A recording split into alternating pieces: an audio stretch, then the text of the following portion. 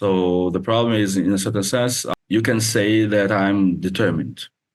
I have my body functions according to certain protocols.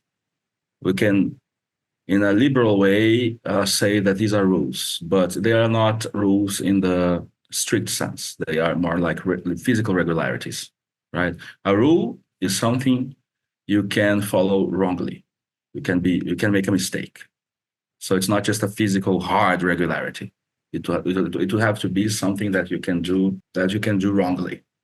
This is kind of a problem. So we discussed last time on the paradox of rule following that that are entailed by two different understandings of rule following. One of them would be what Brandon calls regulism. Regulism is the idea that a rule is always like a maxim. They are always like a verbal, overt expression of the rule to be followed. If that is the case, then and if every rule is like that, you would have to have a further rule to say how to apply the first rule.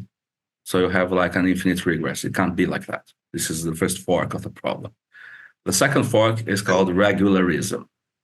So there's regularism, which is a rule is something, thou shalt do this, something like that. So then you have to have a further rule to specify how you should actually apply that rule, or when should you apply that rule.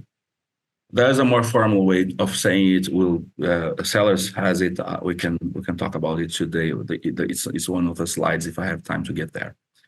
Second fork is regularism. Regularism is something like a rule is just a kind of regularity of performance. You just see it being done again, so it's a rule. Yeah, but regularity can't be right or wrong. They just are. Your detection or your theory about the regularity might be wrong.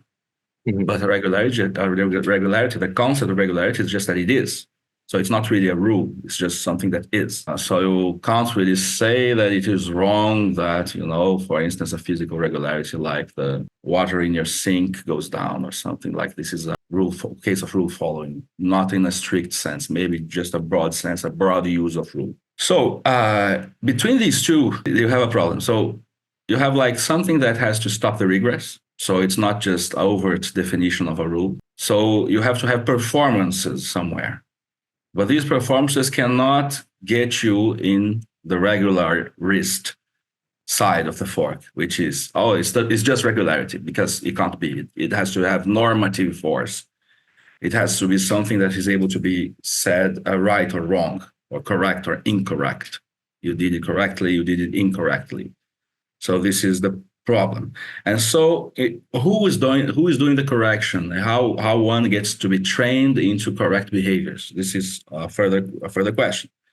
So for the concept of Geist that is at play, for instance, in Reza, that has to do with linguistic communities and things like that. Of course, rationality is not a metaphysical datum. Rationality is more like a factum, a social factum, something that emerges from the behavior of a social whole that is able to account for each other and check the rule following in a certain sense and build a different set of rules from the rules already existing. This is kind of a very important thing in Geist, and this is why Bensusan assigns such a power to that concept, because it harbors a form of artificialization as well. If you are able to follow some rules, you are able to create rules. If you're able to create rules, you are able to create explanatory candidates, any other pattern in the world. Therefore, they have like his idea of this extraction of intelligibility that's going on through Geistish activity.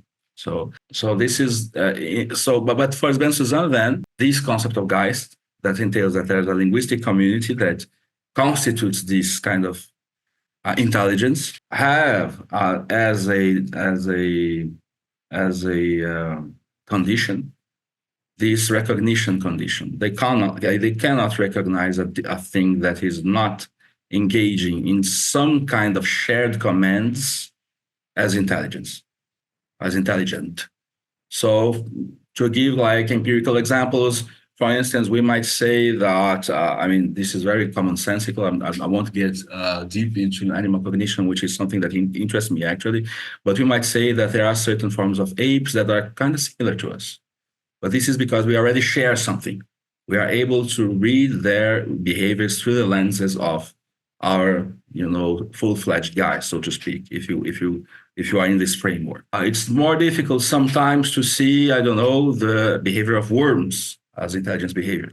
Anyway, so you have like all these problems of degrees of sharing of commands, as Ben Susan puts it, that would make somewhat certain behaviors either non-intelligent or non-intelligible, which is almost the same here, or opaque, completely opaque. So the most radical hypothesis is to have something that is intelligent in its own terms, while being completely and utterly opaque to what we, as members of, let us say, we are a member of a Geist A, can recognize as being intelligent. See, so there is a problem that is the assignation of intelligent behavior has something to do with the translation of said behavior to sets that we recognize as rule-following behavior of some